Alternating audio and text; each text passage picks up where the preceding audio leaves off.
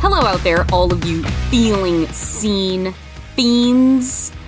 We know you simply cannot get enough of this show, just like we cannot get enough of making this show. And now that it is actual, proper Thanksgiving, we are re-releasing, I'm going to say, a classic of our program. It is my interview with Rahul Kohli. I've actually been, when things come around, like, oh, should we re-release an old episode? This is one I've been wanting to for a while. Like, hey, maybe the Rahul Kohli episode, you guys.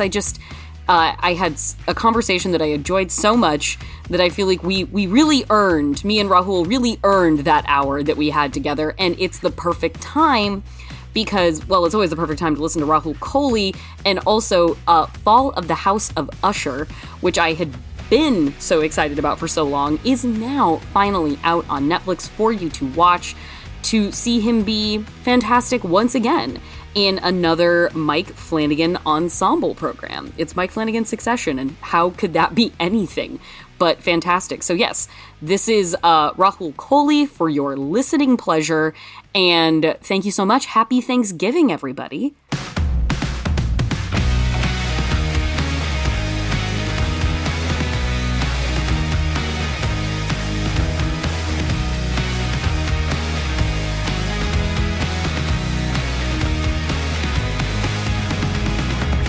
Hello, everybody, and welcome back to the Feeling Seen podcast, the podcast that talks about the movies that make us feel seen. My co-host for today is another one of those incredible opportunities that when the name came through the channel, came through the transom, I immediately texted my producer in all caps, like, oh my God, we have this chance, like, we should take it. And it could be a fave of yours from the Mike Flanagan universe in shows like The Haunting of Bly Manor or Midnight Mass. Could be a fave of yours if you are a big fan of the CW show I, Zombie. Could be a soon-to-be favorite of yours if you're really looking forward to something like The Fall of the House of Usher or the wonderful, melancholic, dark comedy Next Exit that you will have the opportunity to see soon on various channels of your preference. Rahul Kohli, welcome to the program. Thank you so much for joining us today. Hey, thanks for having me. How you doing? I'm doing very well. Better now that you're here. Do you want to tell us a little about Next Exit to start off, or would you like me to tell the people about Next Exit? I feel like you're the authoritative source here. You've probably seen it more recently than I have, to be honest. Yeah, probably. When did you make this? It started January 2021. So it started with, I was filming Midnight Mass, and while we were in production, which was like, one of the first shows to shoot during the pandemic. Yeah, so I was deep in that. I think we were approaching the end, and Mike texted me or emailed me Mali's script for Next Exit. Mike Flanagan seems like a good hookup to have. He is, yeah, for sure. Yeah, he's definitely well connected and loved by peers. He just like randomly was asking me if I wanted to meet Guillermo del Toro. I was like, oh, cool. Later, lunch, something more formal. But he had asked me if I wanted to check out Mali's script, and then I had also received the script from Rose McIver. Because she's a good friend of Marley's. And I'd also received the script from my manager, Kimberlin, who's also Rose's manager. So I got triangulated. Wow. Okay. Yeah. And I was like, no, I'm not interested. I couldn't think of anything I wanted less than to work again. We had bubbled for God knows how long. I was doing, it's a long journey, but I went from Bly Manor, which was my first job out of iZombie. Within a few days, Mike had already started hinting, like after we'd worked together on the first day or two, that he wanted me for something else. By November of Bly Manor, he had offered me Midnight Mass, and that was going to end up being filmed 3 weeks after Bly finished. Wow. So I was going to have like no prep. And then the day before filming was COVID, March 13th. So, but in that period of time, even though we were effectively done for 5 months, there was no concrete date as to when we'd be back. So those were still spent stressing about the character and prep, because you didn't know when they were going to, you know, decide, hey, you need to be here now, we can do this. And then now Mali has this script for next exit, and the original shoot date was 10 days after I wrapped. And I was like, no, it's just it was a hard no. I was just like, I'm not doing that. I'm not. Wow. And you know, they told me that it's a road trip that was going to be shot almost sequentially through America, starting in Kansas, all the way to LA. And we would just pit stop. You were really shooting at pit stops like that? Yeah. We stayed at the motel. That motel that you see in the movie, the where they go into their separate rooms. Yeah. We were staying in that motel. We were on the other side, but that we were living at those locations. So anyway, so the script came through, and when I eventually read it, I really liked it, and I liked the premise, and I liked the kind of idea of there being this world where they've now proven that there's life after death, and it kind of touched upon, I mean, at its core, it's a road trip movie, but the premise and the world that it set, and with this idea that people were opting out, because there's now substantial proof that there is life afterwards. I don't know. I just thought it was pretty interesting. And obviously I told Mali this. Danny Elfman was a big part of my childhood. So Mali comes from, quite a prestigious. That's a lineage. Yeah, for sure. So the biggest reason I think I also took it was the sheriff was a very stoic character, who I spent 6-7 months playing everything with a guy pushing it down, kind of not allowing his emotions to kind of bubble. You were bubbling within the bubble of Midnight Mass during COVID. Yeah, for sure. So it was, and I was doing an American accent with no dialect coach on set because of COVID. So there was that stress. And then I was also learning, I'm not Muslim, so I was having to learn Islamic prayer, and I had a consultant there with me teaching me the correct ways to do them. So it was a job of prep. It was a job of discipline. Again, I'm playing almost 10 years my senior and having a son, and so there was a lot of reasons to feel insecure and always switched on. So when Teddy came along, I was like, I'll do it if you can do a couple of things, which is not shoot 10 days away. Just give me some breathing room just so I can let go of that and get onto this. And can we not be American? So that was also another one. I didn't want to do an accent on this. I felt like with a two-hander in a road trip movie where we're going to be rolling a lot of the time between takes, and we're just going to be picking up, and as we travel across America, I didn't want to then be like, oh, I don't want to speak because I haven't had my dialect coach run me through the conventions of this line. Yeah. So I really took it as a way to, if Midnight Mass was the methody kind of over prep discipline role, I wanted something that was far more loose and free, and that's why I ended up doing it.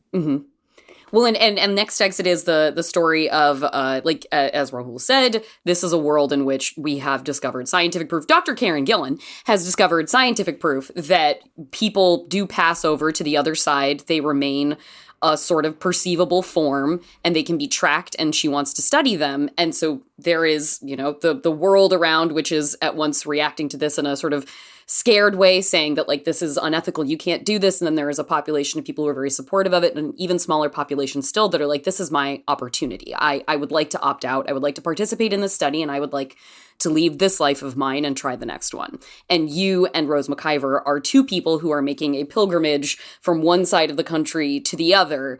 Katie Parker. I'm sorry. Rose McIver, what was in my head? Rose. Yes. She plays a Rose. Yes. Sorry. That was... And Katie Parker, you and Katie Parker, making that road trip across the country to reach the institute where they are going to sort of relinquish their lives. And for more confusion, Rose McIver plays her sister. Yes, she is present. Rose McIver is here. I didn't completely fuck that up. The ensemble is intact. And I don't... I don't have like a smooth way to get into it, but so I'm just going to make the dive into the meat of obviously what we're here to discuss today is a character that has resonated with you, and sort of how character, the work we choose later in our life and the work we make later in our life, how it can connect back, and what are the through lines to the things that have inspired and connected with us when we were younger or made a big impression. And the character that you presented to me was Daniel LaRusso from The Karate Kid. I'm for the 1984 classic, That's The right. Karate Kid. Yeah. Now, we're the same age. I think we're both born in 1985. So that means this movie predated us a little bit. So it did, yeah. When did you come into contact then with The Karate Kid? Much like how I discovered most things, it was through my cousins. Okay. They served as sort of big brothers to me. So I got my Rocky from them. I got Liverpool Football Club from them. I got Star Wars to a certain degree and Indiana Jones. So it was all hand-me-downs, really.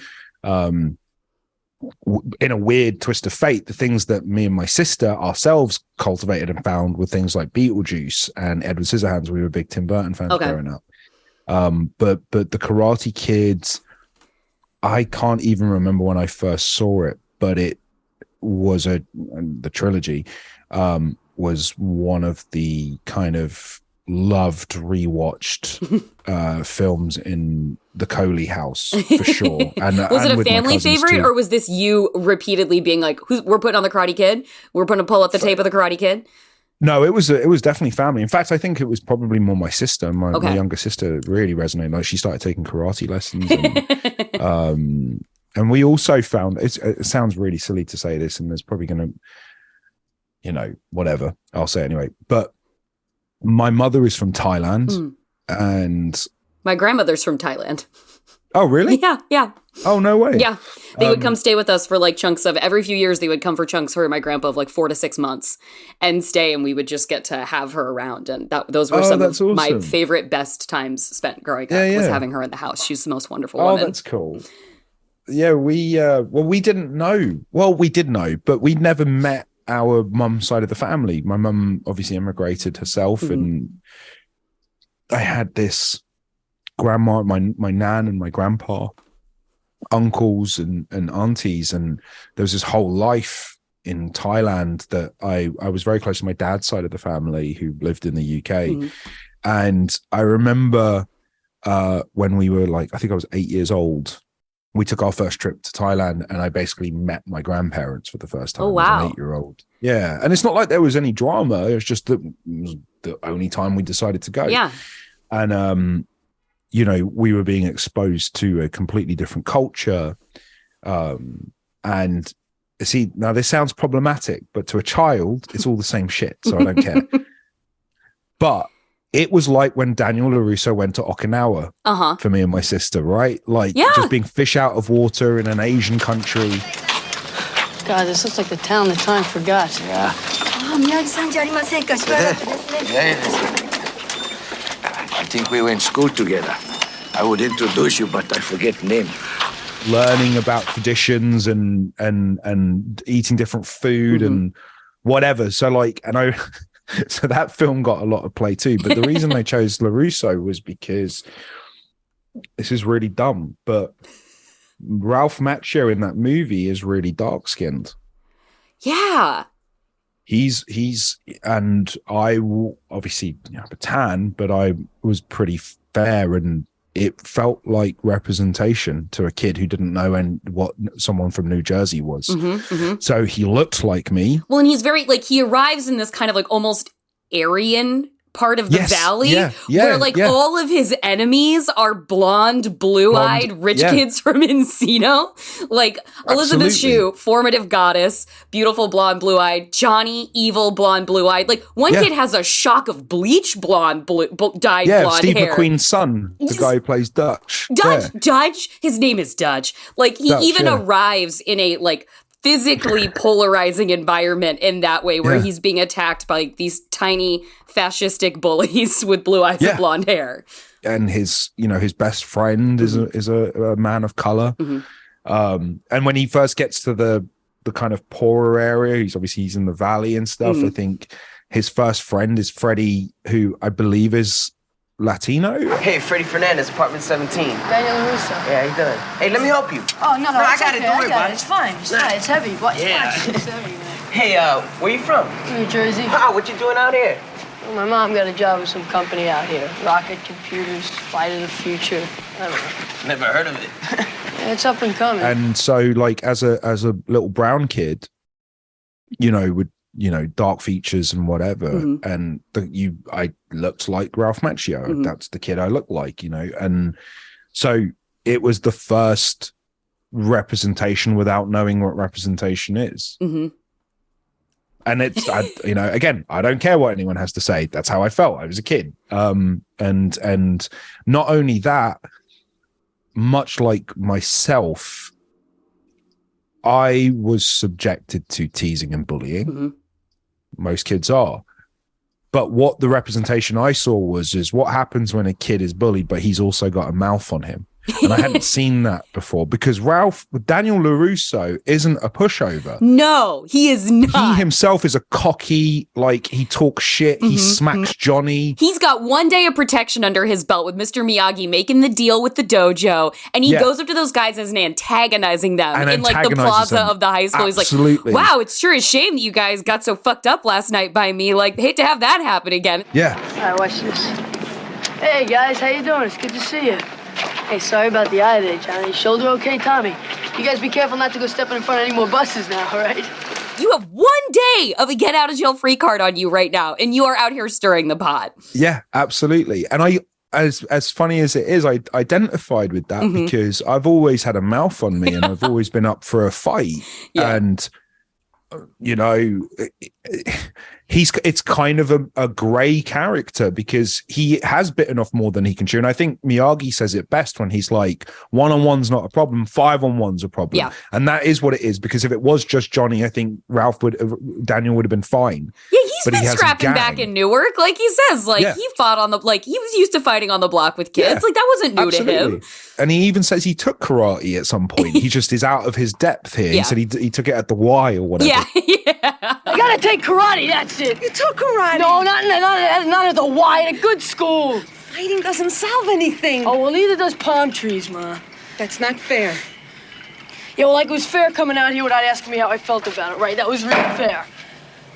Right, but it was just the kind of character you don't see where, like, he's a kid who and even when I was being picked on, I couldn't help it. If I could get the upper hand, I might stir the pot, or you know, I got in trouble for dumb shit too. You're but like, I I'm was gonna get still being smacked picked again, on. but I'm gonna pop off right now.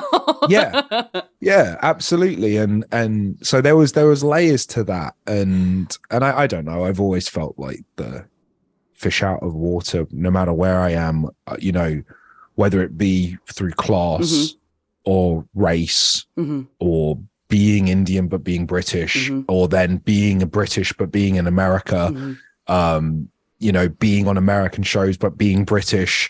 Well, and have it, like, you know, you find yourself with a director that, like, you read the script that you really loved with Next Exit. You're like, I'm gonna break a rule that I had for myself, is I will take this part because I do believe enough in this. But you even find yourself in positions having to advocate for just using your own natural speaking voice. Like, I don't find myself in positions where I have to be like, hey, can I just talk like me? Can I just, like, say my words and my life with my voice? That's not a conversation I've ever had to have with anybody. And that's just a part of how you understand you need to advocate for yourself in this life. Is like, hey, can I just, like, be all the things that are me?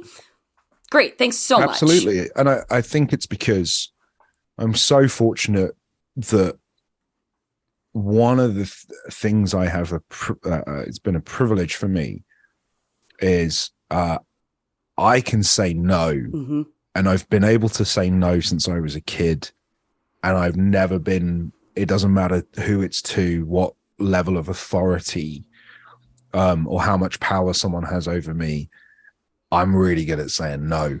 That is a superpower in the specific industry that you have chosen to pursue. Absolutely. And I don't stay up at night regretting choices I made. I will stay up at night upset or if I've ever felt like I was forced to do something I didn't want to do. So there's been projects at times where it wasn't a yes from me. It was a yes from other people. And I carry that around for 6 months to a year, fuming that I should have. So I've always been like that. I am someone who just likes to. I know who I am, and I know what I like, and I know what I like. I don't like doing. So when it came to Next Exit, for instance, there's no ego. It was like, the project's great. I love the script. Mali was instilled a ton of confidence from the second I met her, and I was like, I'd love to make this movie with her and be one of her, for a directorial debut. I'm down for it.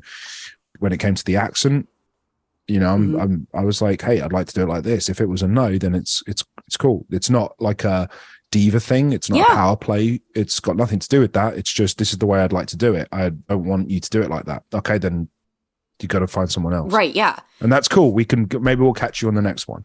Have you found that, with that being something that has been very instilled in you sort of intrinsically your whole life, have you found that being in this industry where, like, I've had so many conversations with people in so many contexts where it seems like so much of it's especially an early part of a career before someone really feels like they have the momentum that can carry them into the next thing. And there can be such that scarcity mindset that comes in of like, what if I say no to the next one and that means nothing else happens? No, I don't care. Okay.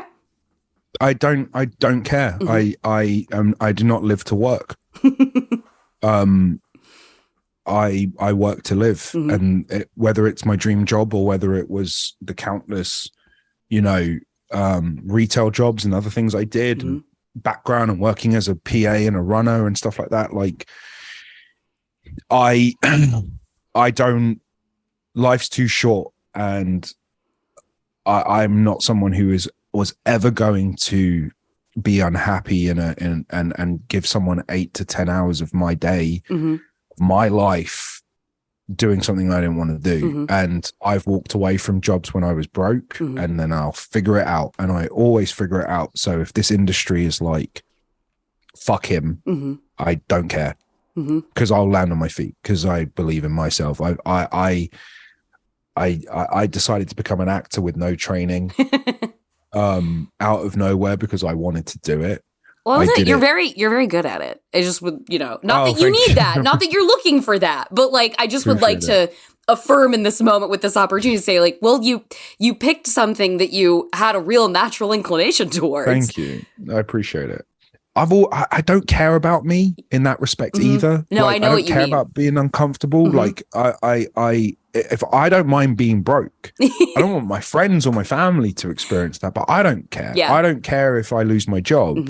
I'll figure it out. I know how to live on a budget. And so when it comes to acting, look, I come from a culture where, the arts is something that not a lot of people in my culture come from, or, and I came into a world where there wasn't many roles for people who looked like me. Yeah. It just is what it is. And I still fucking did it. I did it when everyone else was laughing and thought that this was just some dumb shit that, this kid's doing.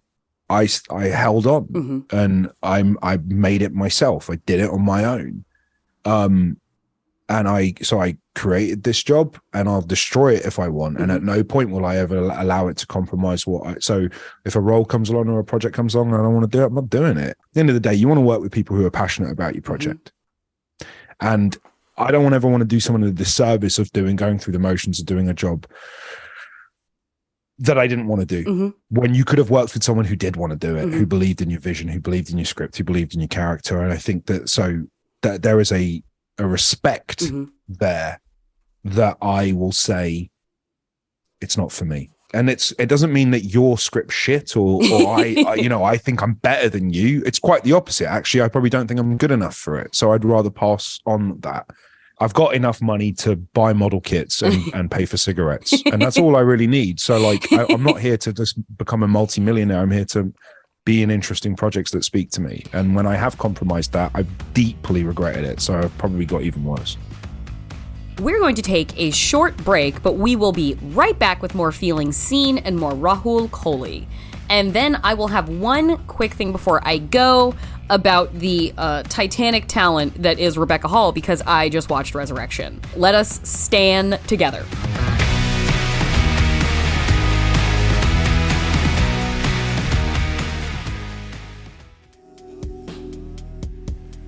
Oh, darling, why won't you accept my love?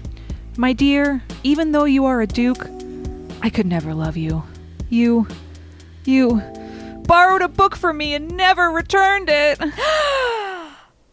Save yourself from this terrible fate by listening to Reading Glasses. We'll help you get those borrowed books back and solve all your other reader problems. Reading Glasses, every Thursday on Maximum Fun. I'm Emily Heller. And I'm Lisa Hannawalt. And we're the hosts of Baby Geniuses. We've been doing our podcast for over 10 years. When we started, it was about trying to learn something new every episode. Now it's about us trying to actively get stupider, and it's working. Hang out with us and you'll hear us chat about gardening, horses, various problems with our butts, and all the weird stuff that makes us horny. That's so weird, all that stuff. Baby Geniuses, a show for adult idiots. Every other week on Maximum Fun. Baby Geniuses, we know everything. Baby Geniuses, tell us something we don't know.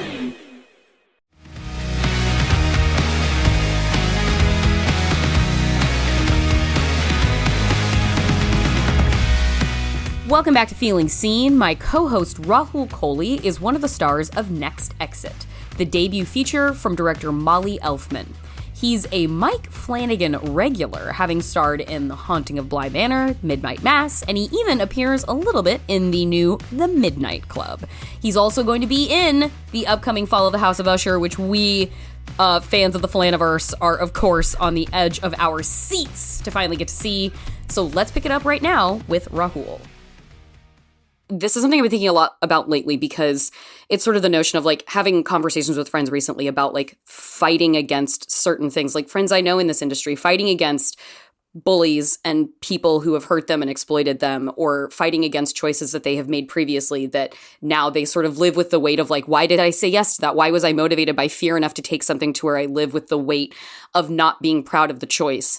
And you know, I think within the conversation of like something like representation, it is so important to hear you say that in a public forum, because there is such a resounding narrative still, I think, of the idea of, but like, well, once I get to a point where I have enough sway to call my own shots, then it's over for these bitches. Like, then I'm going to build my house. I'm going to bring everybody in. I'm going to put a hand out and I put a hand up. Once I'm there, once I'm big enough, once I'm loud enough, once I'm secure enough to do those things. There's a problem with that. Yes. And it's what I didn't compromise, because in order to get there, I would have had to have taken roles that I didn't want, where I played terrorists and I just muddied the pool, that's what was available to me. I had no money and they wanted people to play 7/11 bombers that happen in London. No, I'm not doing it. I'll play this guy. It's a arranged marriage story made for, and I'm like, no, I'm not fucking interested in it. And I when I came into iZombie,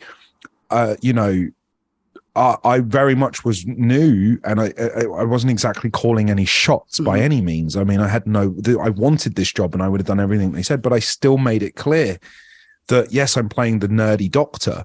Yes, within that kind of leans into sort of an ethnic stereotype. Well, the Asian's the smart one. The Asian's the doctor. Yeah. Okay, cool. But then when we had discussions, we started building it. We spoke about avoiding stereotypes, and that maybe Ravi is we don't make references to his past. We don't do storylines that are rooted in South Asian culture. That we leave that aside. And I did that with no negotiating power, and they were like, "Great, we're happy with that." And then what do I get? I get a bunch of people who are like, "Oh, that's me." Oh, that was great representation, because that's the thing. Like, you also, you can catch me in a mood, and all of a sudden, I flip depending on my attitude towards stuff. Yeah. And like with representation, sometimes I feel the weight of representation and I care, and other days I don't. And I don't want to talk about it, and I don't want to have to talk about what I represent. Yeah. Because it's not, I'm here to just fucking be an actor, not some sort of motivational I can't, you know what I mean? Right, yeah. It's not it's not egalitarian to have a percentage of people who carry the weight of responsibility for an entire population behind them. That in fact is not equality. Yeah, and some days I'm down for it, and other days I don't want anything to do with it, and it's dependent on my mood. Tough, but sometimes I think with representation, when we talk about script writing, I am representing because it's a visual medium, and you can see me. So just by my presence, I've done it. That's representation. Yeah. So now that you've got me, it doesn't mean that we then have to then get real smart and start like putting that person into a box. To me, that's not representation. Representation to me was always, I use Seven as a great example because to a certain degree, the only conventions that they use in Seven, they don't actually use race or anything to do with Brad Pitt and Morgan Freeman. What they use is experience and age, right? Both those roles could have been interchangeable with anyone and nothing would have changed. I don't think Brad had to be white. His whiteness wasn't spoken about. He wasn't exactly accepted immediately and climbed in. There was none of that male. He had white privilege. They weren't speaking on that. And there was nothing to do with Morgan Freeman in that respect and where he stood. And it didn't really play with any of those conventions. It was literally a thriller about an old cop and a young cop, a detective. To me, if I was to then be the Brad Pitt role and nothing changed, there's your representation. That's it. That's it. You saw, I'm on, just like going back to Ralph Macchio, when I thought he was Indian, I didn't need to see him eat curry. I didn't need to hear things to go, oh my God, I do that too. I just saw someone who looked like me and I was like, oh, I identify with that. And that's, and there are other actors. We're all different. We're all artists and we all want to bring our own flavor. And I'm sure in another world, someone on Twitter could accuse me of whitewashing myself and going, well, why don't you have more cultural stuff? Well, I don't want to. Yeah. Like if it doesn't serve the story, I'm not doing it just to tip my hat to an audience and go, yeah, I get it. We have the same DNA. Yeah. Like Midnight Mass, for instance, was one of the only roles where race and religion was integral to that. That had something to say. And there was a real good reason to be this color and play that role and be the hero. And I did have conversations about representation on that one. It's like I said, it's a job to job basis. Sometimes I'm in the mood, sometimes I'm not. Sometimes the material speaks to me and I want to play a role that only South Asians can play or brown folk. And sometimes I don't want to play those roles. I want to play a role that's generic and just insert myself into that story without, like Teddy. And it has nothing to do with Teddy's race. But I remember, my best friend, Mohammed, we grew up together and been best friends for nearly 30 years. But I love that. He was who I called when Mike offered me Midnight Mass, and he's a practicing Muslim, and we've been apart, like at school and stuff like that. We were atheists, and Mo was a Muslim, and we would wait until he could break fast before we would eat our sweets that we bought after school. Like there was a respect for culture that wasn't yours that I had, that I learned. So when Sheriff Hassan came along, I called Mo up and I was like, what do you want to see? Because I'm representing someone else here. So this is different. I'm not Muslim. So there's a different responsibility here. And I want to be arrogant enough to make these assumptions myself. So I was like, what do you want to see? What haven't you felt like has been represented? And he was just like, be a fucking good guy. Don't be gray. Like be a beacon of light. And I remember he was talking about like, be a hero, be a superhero, be good looking, work out, just look good, represent us. We need something good. Yeah. And then it led to even down to the costume and us going with this double dent, like we wanted like a superhero. It was like, to me, it's iconic. Obviously, I live in my bubble, but like it was a real look that stood out from everyone else. And we gave him a little slit on his eyebrow and I don't know, he was just a cool looking character. Yeah.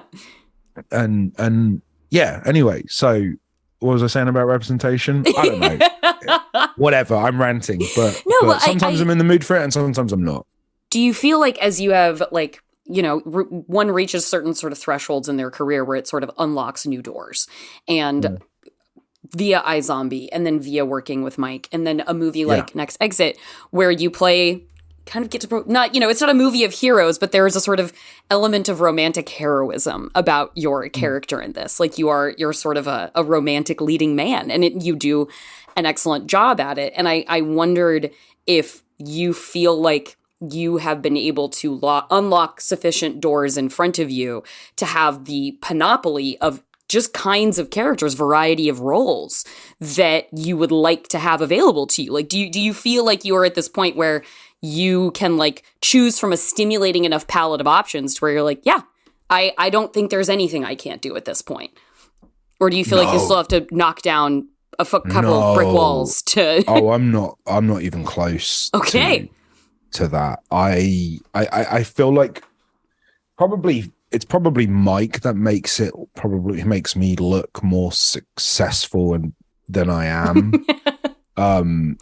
Optics are everything. It's obviously I haven't auditioned for Mike since Bly Manor. So everything else has been, you know, here's my next project, here's what I'm thinking for you, go away, read it, come back, create. Mali was obviously through Mike, and through some others was, you know, I didn't have to audition, but no, I'm fully in the audition game. I'm fully, the difference is, look, you know, a lot of people could say, like we spoke about the no's, right? Okay, so someone could say to me, well, it's easy for you to say no, you know, you don't have a mortgage. Correct. I have a very modest 1-bedroom apartment. Okay. Well, you'd have to take roles if you've got to pay for school fees. Correct. Which is why I don't have fucking kids.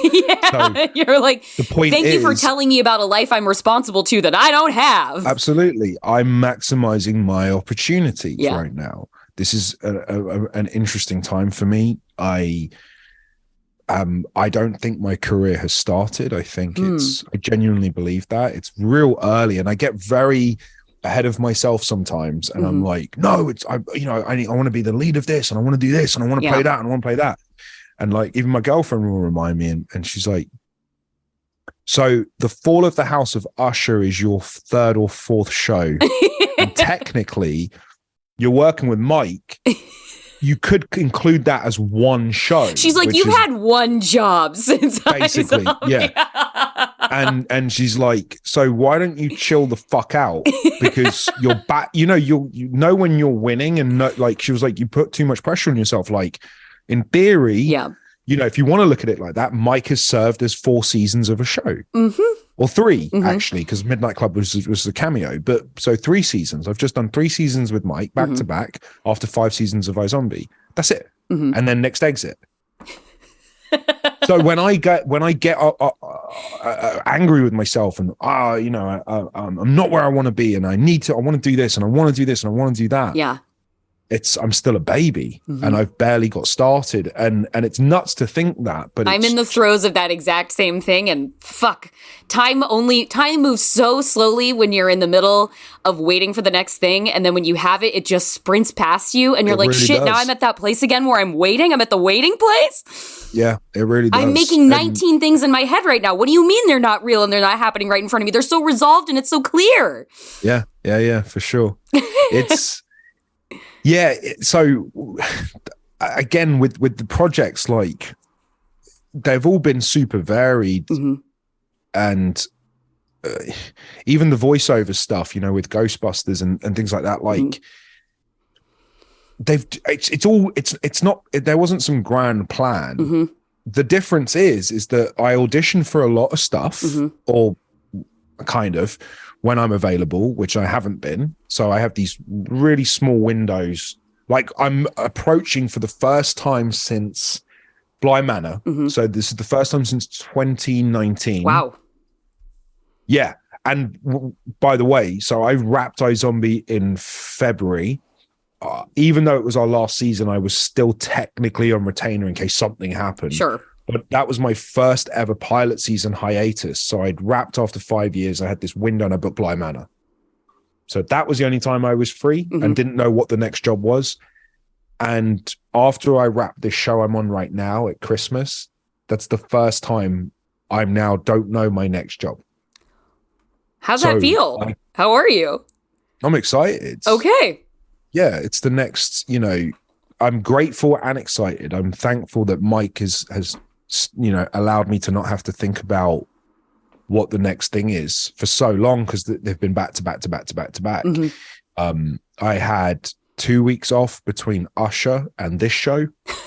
So I've not stopped, and now I'm approaching my new, and my manager's like, hey, what are we thinking? January? And I'm like, I don't know, maybe fucking July. I don't know if I want to, I don't know if I'm chomping at the bit to start working straight away, but I'm super excited. And the difference is again, because I'm comfortable, because I have everything I need, you know, this TV works, these miniatures, you know, I have plenty to paint, plenty to smoke, and I can afford milk for my tea. Like, as long as those things remain, I'll say no to shit I'm not interested in. So even if I audition, I've got no problem going, it's not for me. I don't want to play it. I don't want to do it. I don't want to do it. Yeah. Acting is not fun. Acting, the bit between action and cut, that bit is my favorite thing in the entire world. Okay. Right? The 17 hours around that a day, I fucking hate. There are do not so love many my job. hours around you actually getting to do stuff when you're making Absolutely. something. And most of my jobs, 9 years of them or a decade of them, have been in Vancouver in the same place. Right, yeah. So I've not even been able to be home for the last 10 years. Wow. So when I say yes to your project, it's not just, you know, identifying with the character, feeling inspired, wanting to create something, wanting to give you my best, finding magic or lightning and making that something special. It's also moving away, being on the road, being pissed off, because I don't, and again, it's one of those things, I'm getting old now. I've stopped pretending that I'm happy all the time. Right. Okay. It's a new thing I'm trying, which is like, yeah, I'm not blessed every day to be here. No, it's a job. And like, why the fuck aren't we filming? Why have I been here for 9 hours? What's going on? It's okay to ask these questions. It's my job. It's my workplace. You know, I never disrespect anyone. I'm not a bully, but at the same time, I'm done with the thankful stuff. I'm done with the, you know, hey, I'm just happy to be here. I'm just I've happy got shit to be here. do. Yeah, I've got shit to do. We got, if I'm not on your set, I'm supposed to be doing press for someone else, or I've got to be working on this, or someone sent me this script. And you know what I mean? Like, what are we doing? And so that's starting to go a little bit. but yeah, so yeah, so that's the thing. So when I go for these auditions, I'm still reading, I'm nowhere near this point where it's like, we want Rahul Kohli. No one knows who the fuck I am, you know, unless you watch Flanagan stuff, no one really knows who I am, or you're on Twitter and you've seen something horrible I've tweeted. So it's like, I just don't say yes a lot, because it's all the ticks. For me, it's got to be all the ticks, because I don't want to be a prick. I don't want to, you know, if imagine, do you know how hard it is to get your movie or your show made? Before an actor even walks on set and goes, so many I'm not consecutive saying this. miracles. Exactly, right? And then you got some fucking dickhead actor. He comes on set and is like, I don't want to say that. Yeah. Do you know, bruv, that probably took 10 years of work for someone before they got to the point where you're on set saying no? Now, I know we have the ability to elevate work, but like, it's so difficult. Like Mali with Next Exit, it took a decade, I think, to get Midnight Mass. Mike was told no countless times, and even when he was the guy he is now, it was still like he had to like no, yes, no, you know, to get to this point where we're now on set. And can you imagine the person that you've employed doesn't love it? You know what I mean? Yeah. And that's why I don't care if I sound mean to anyone or I'm off-putting or they're like, oh, Jesus. No, I'm paying your work the ultimate respect. Yeah. I'll be there with you, fighting, pushing 17 hours, looking, I'll obsess about it for you and for your project if I like it at the beginning. And that's it. And if I don't take it as a knock. It's all good. Someone else will love it. And that's where that seems to have done me a service. Wrapping up then, my final question would be then, like you said, you like the Karate Kid, like Daniel LaRusso had a mouth on you. Do you think if you're in that moment, if you're Daniel, like, are you winning that tournament? Or are you like, no, I'm going to talk my shit, but I'm going to get my ass kicked? Or are you like, no, if I'm convinced I could fly if I got the timing right. Like, are you walking into that environment being like, I could kick anybody's ass? No. Can you cash the check that you write in that particular situation? I'll tell you what, it's like how it's been on Mass and a few other projects. I will walk into that knowing I'm going to lose, knowing who's better than me, beating myself up, never smiling, and then somehow failing upwards and winning the tournament. Just on a technicality, round after round. A cheap shot. And that's what it feels like my life's been. It's like, I'm not the best actor here. I'm not that good. They're better. No one needs to know the score of Game 7. They just need to know you won Game 7. Exactly. And then somehow the show comes out or the thing comes out and everyone's like, he's great. And I'm like, I don't know how this is fucking happening. Same with Next Exit. It's like, I went there, stayed loose with it. Yeah. I admitted it. I was like, I'm doing this as an exercise. I want to be as real and just cool and easy going and chill as possible. And it was definitely influenced by the job I just did. And then we did this movie and then I never thought about it again because it's an indie and you go about your business. And I went straight on to Club, I think I went on to after that, before Usher. And then, it debuts and then it's like, fantastic performances by Rahul Kohli and Katie Parker, and I won the tournament. I was like, The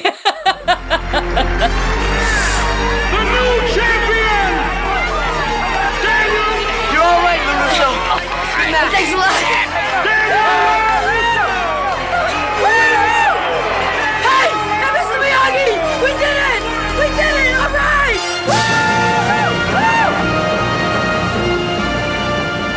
Rahul, I am rooting for your continued luck because I want people who are bristly protective of their boundaries and their sense of self and their own sense of safety and happiness in this world to be the ones who thrive in this industry, because we need people to set a standard of integrity and decency and respect. And for that, I appreciate your work, but for that, I think I appreciate you even more. So thank you for taking the time and being here to talk to me about all that today. I'm very grateful. I didn't know any of that. I feel like I just had therapy. I feel like I've shouted at you for 55 minutes with phrases like, I don't care. No. I don't give a shit. But thank you. I thoroughly enjoyed talking to you about that. I don't think I've ever spoken about that before. I really appreciate you coming forward and being yourself with me and here, and that means a lot. And it's an incredible opportunity that I get to have with people, and when they show up and meet me at that place, it's really an honor. Oh, thank you.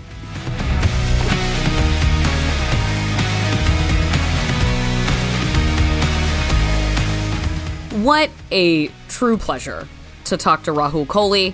And what a true pleasure Next Exit is. I sincerely had a really good time with this movie, and it was so emotional and dancing through so many different sort of sensibilities. Like, it is heartfelt in its humor, it is heartfelt in its melancholy. I think it really pulls off a wonderful little balancing act, and I think you should go see it and support, as we do here, independent cinema. It is on demand right now on, most of the services, the usual suspects. And all those Mike Flanagan shows, fortunately for all the Netflix subscribers out there, they got them all. He is an in-house prolific creator for them. And now I do have that one quick thing before I go, just as a tribute, man, to Rebecca Hall.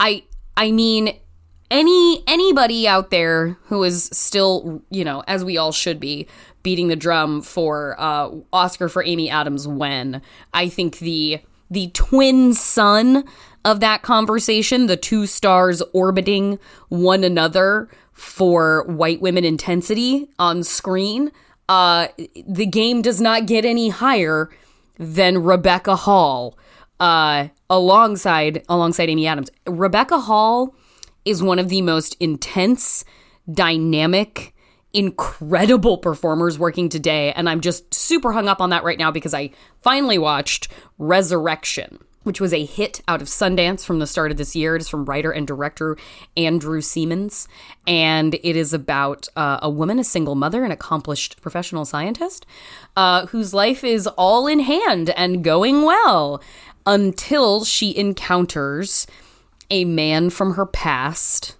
who brings up, to say bad memories would underserve the scope and the horror of the things that she experienced with this man, played by Tim Roth. And then everything starts coming apart as she starts trying to at first figure out, is this the man that I think it is? And it's a absolutely like chest crushing gaslighting experience, turning into a resolve of like, this has to end one way or another. And it's kind of like a, hey, one gotta go situation.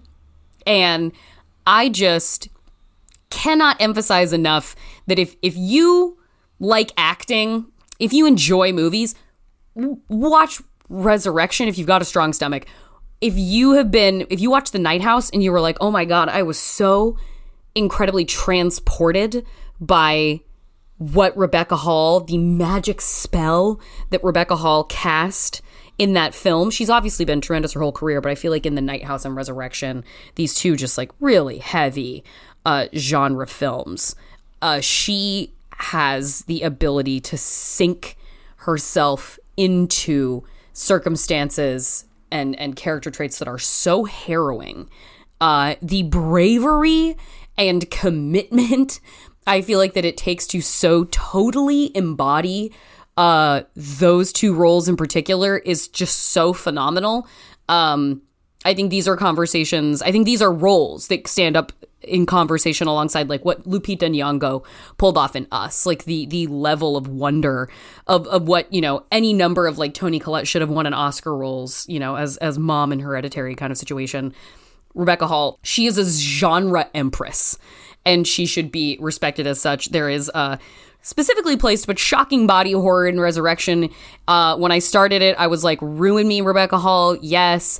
And then 20 minutes in, I was like, I take it back. I am scared and sad and I am alone and I need to be held and protected because this is everything happening to Rebecca Hall is so upsetting. So yeah, that's the kind of emotional night you can expect for yourself if you watch the very good Resurrection and you honor the talents of Rebecca Hall like you should.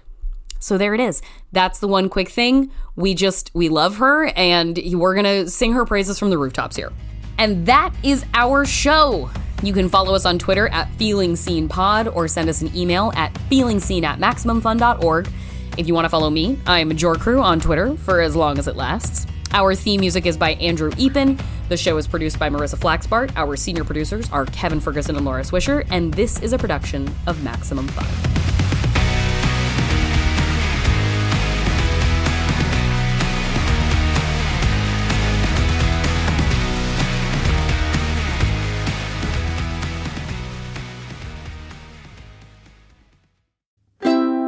Maximum Fun, a worker-owned network of artist-owned shows. supported Directly by you.